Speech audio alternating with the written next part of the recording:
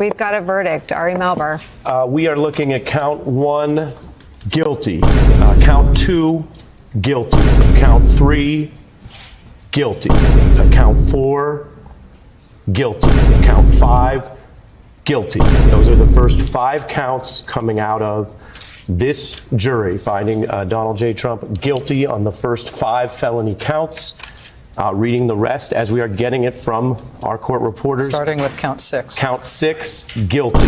Count 7, guilty. Count 8, guilty. And you'll see on the screen we're tracking ahead. Count 9, guilty. Count 10, guilty. Count 11, guilty. Count 12, guilty. Count 13, guilty. Count 14, guilty. Count 16, guilty. Count 17, guilty. Count 18, guilty. Count 19, guilty. Count 20, guilty. Count 21, guilty. Count 22, guilty. Count 23, guilty. Count 24, guilty. Count 25, guilty. Count 26, guilty. Count 27, we're seeing that on screen, guilty. Count 28, guilty.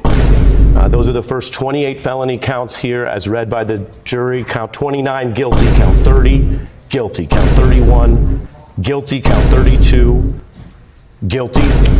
Count 33 and 34, guilty. That is Donald J. Trump, defendant in New York versus Donald Trump, found guilty on all 34 felony counts. That is the verdict here in this case. The president came out addressing reporters on Thursday, and he was wearing this tan suit. President Obama's decision to wear a light tan suit at yesterday's news conference. He was wearing a tan suit. Light tan suit. I think it was shocking to a lot of people. Is this an effort to make him look warmer?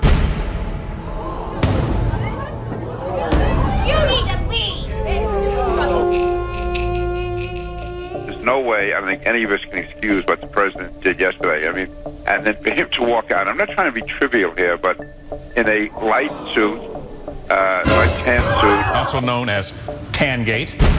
Tan suit, and how the tan suit made him look unpresidential.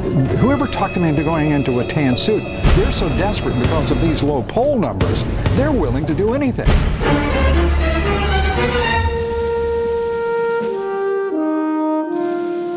The tan suit made him look unpresidential. Supremacists and white supremacists and right militia. Proud Boys, stand back and stand by.